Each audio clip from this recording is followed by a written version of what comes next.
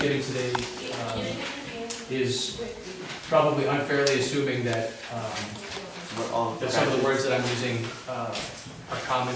I know you know some of them, but it's good to break things down. As you can see, just again, from the definition of emotion, when you break it down, how helpful it is to understand. Emotion. The word's in the word, right? So let's do it again. We'll start with anthropology. I want to write it down. Anthropology is the study of man as man. Anthropos is like, what is that, Greek? It's Greek. It's Greek for man. And then ology is like the study of anything. Theology, Scientology, geology, whatever. The study of man as man. That means in and of himself. Studying man, like what's he made of? And how does all the stuff he's made of work together? Now that's automatically going to imply a relationship with God, but we don't want to go there. We just want to study man as man.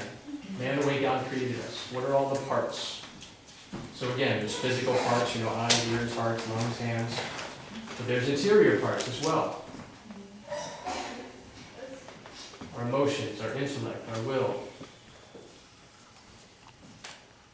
So it's anthropology. We've already gone over emotions. They're psychological motors which either move us from within, those are the humane emotions, these are the emotions that typically make us human, make us capable of being present to, interacting, being in communion with other people. And then the assertive emotions, they move us to do stuff. They're psychological motors that strengthen the supermotor to help us to do the difficult things in life, the hard things in life, the things that require labor. We gotta work, right? That's just part of life. Work can be a good thing, but it can also be difficult. Spiritual life is a great thing, but it can also be difficult. And so we need this second set of emotions to be fully operational, to strengthen our will. And moving towards the good, which is going to produce in us that joy which leads to happiness. You see it starting to connect? Psychosomatic. What was a term that Father Augustino wants to find? It's a good one. It's not hyphenated, but we'll do it here. Psycho comes from psyche. That's our psyche, our spirit. That's the mental dimension of man.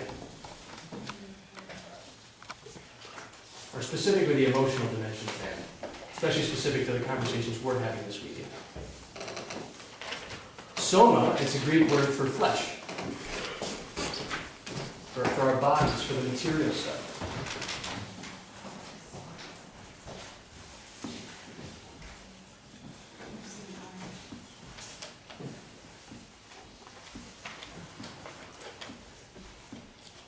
I mean, there's different Greek words historically, but that's the one that's often used when speaking about the connection with the psyche. So, when would we use the word psychosomatic? Well, let's just take an emotional example. So, what are some of the psychosomatic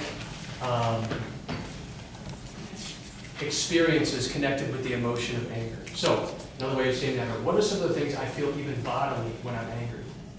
I may feel hot. Stomach I may feel hot, right? Or stomach, that's right, yeah. I definitely, like me, muscle tension. when I'm really fired up, I feel it here. And that's when I know, like, there's no fear involved. I'm able to get to that place where I feel it. And I feel angry, but I feel powerful at those times. It's kind of a straight, it's like I'm angry, but I'm at peace. I'm in possession of it. That's actually a good feeling, but I feel it there. We can feel hot, right? We can get hot flashes, or our body temperature will rise. Sweat. Hold hands, okay? Sweaty hands. You can feel tensed up. So these are all examples of psychosomatic reactions. It's when our psyche, the emotions, manifest themselves in our soma, or in our flesh. And this happens with every single emotion. Fear is another good one, right? Maybe our palms get sweaty, or we get the cold sweats. Start to feel nauseous. Has anyone ever felt that? Like you gotta give a big presentation, you're freaking out. Like you can't eat for a whole day before. That's a psychosomatic reaction. Sometimes fear will cause us to lose sleep, right? If if we're really afraid of something, or even if we're really angry about something. You ever gone to bed just angry, you just can't settle down. That's a psychosomatic reaction. Now, we don't need to go into detail, but sexual desire, right? It's the same thing with sexual desire. And that's a big point I want to make this weekend. Again, sometimes we're going after the wrong enemy, so we can attack ourselves for feeling sexual desire, and we can attack ourselves for feeling it in our bodies. But that's naturally good and morally neutral until we do something with it or about it. But don't jump to that point yet. So if we're experiencing sexual desire and there's some sort of arousal, just stop, take a couple deep breaths, and tell yourself, it's okay. I'm human. I know what this is. This is a humane emotion. It's making me human. And I'm going through a psychosomatic reaction. I'm a human being.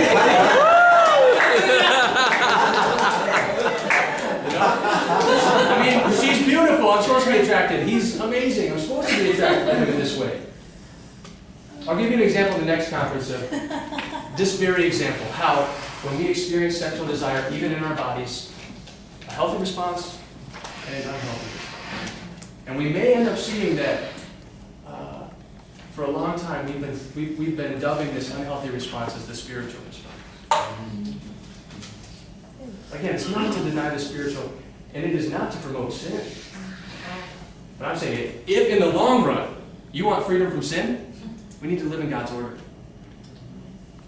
That's what we're talking about. So, all of the emotions, all of these movements of our psyche have somatic reactions. There's nothing we can do about them. And we can repress them, and that's bad. But they're just going to happen. And even if we do try to repress them, which means to crush them, to stuff them, to prevent them from being guided by reason, they're going to stay bouncing around in there. And they start to build, and they never go away. I think that was another thing that I probably could have brought out a little better in this last talk. That emotions in and of themselves, if they could talk, they would stand up here and tell us, hi, I'm the emotion of anger.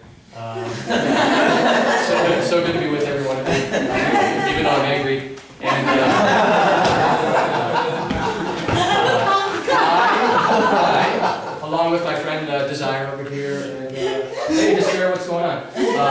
All 11 of us, we want to be guided by reason. Amen. We were created to be guided by reason. So that's the normal relationship. So you have an emotional stirring. We'll talk a little bit more about this afternoon. You have your psychosomatic reaction. All this is taking place. It's natural. It's naturally good. It's morally neutral. You've done nothing wrong. In fact, you've done something right by allowing yourself to feel this. Well, the emotion is really made up of both these things. Now that it's been stirred up, in a healthy man, reason moves in. It just starts to happen.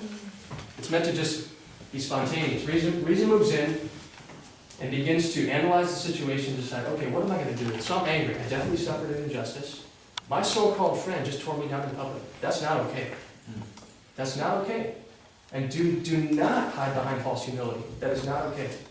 Jesus was not falsely humble. Jesus was humble. And there's a big difference, and we'll talk about that this afternoon. So, I was just torn down in public, and that's not okay.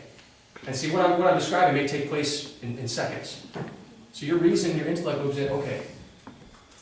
Ideally, you've been in a situation like this before. You have a stock of memories. Okay, I remember when this happened before, and I moved in too quickly, and it just didn't go well. So maybe he just tore me down in public. Maybe now's not, we're still in public. Maybe I don't want to do the same thing to him. So I'm not going to stifle my anger. I'm not going to repress it. I'm fired up.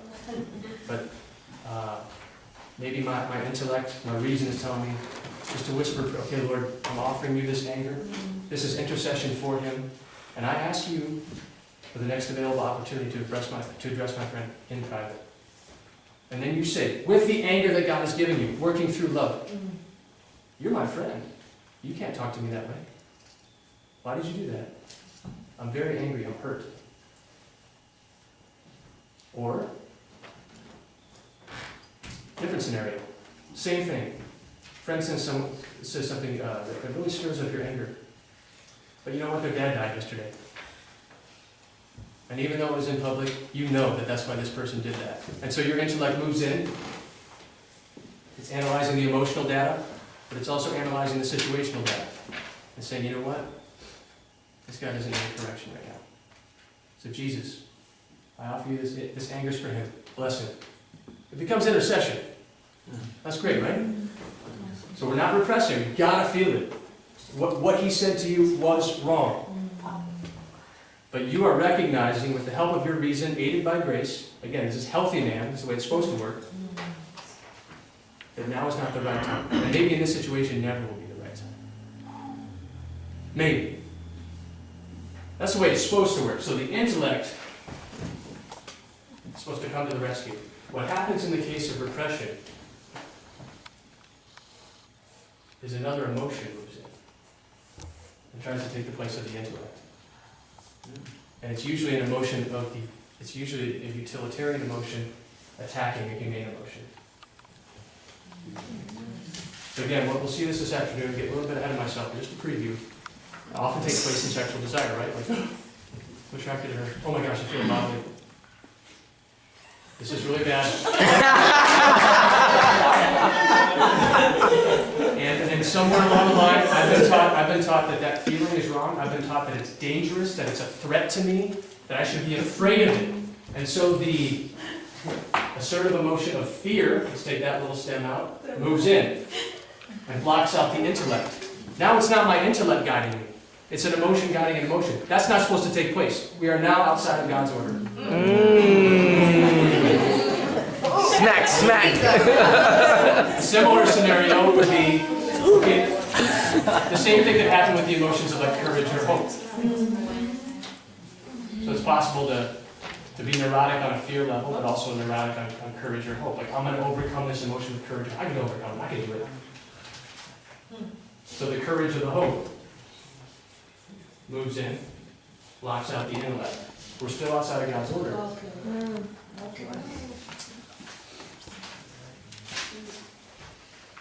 The emotions are not meant to be in conflict with one another. Remember, they're meant to serve the humane emotions, not attack them.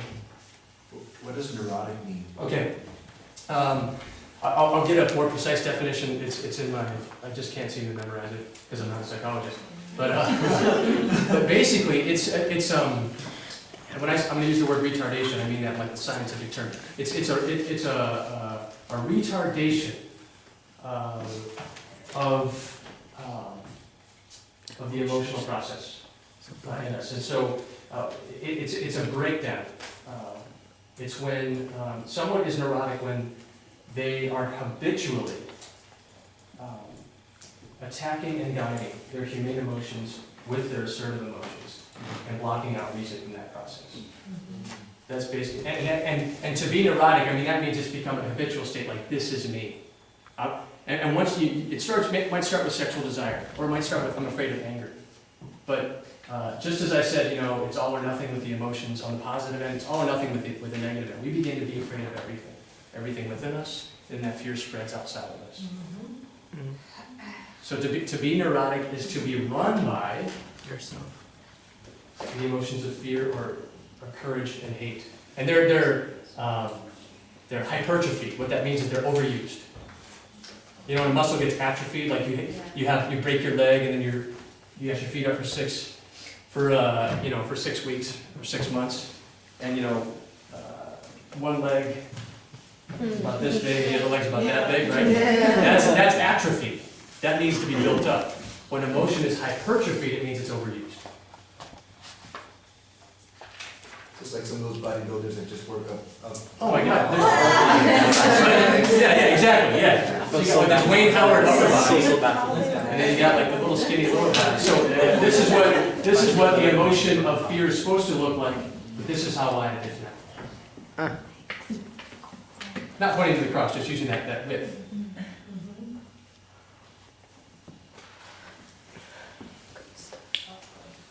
Any other questions? So yeah, so that was anthropology, that was psychosomatic, that was a preview of the relationship with our emotions.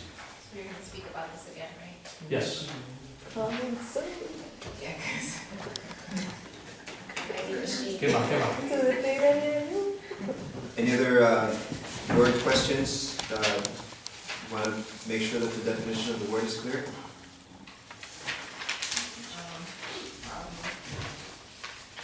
Well, we'll have time as well. So we have about 20 minutes before Mass, so why don't we do this? Just take some time of silence.